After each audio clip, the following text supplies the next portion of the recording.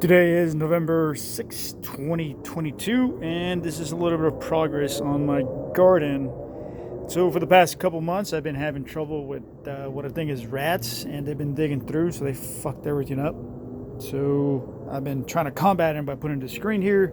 That right there is bell peppers, and I know they're late in the game, but I'm also pretty new, so I'm just threw them in there to see what grew, and that's what's growing. Over here you have onions, which I planted about a week or two ago, and they are starting to grow. And just today I did sour orange on those little cells, sweet orange, and some lemon that I brought from my hometown, Brownsville. My parents have my dad has a couple orange sour trees along with some lemon trees, and I got the seeds from it, so I planted them that way by the spring they're good to go.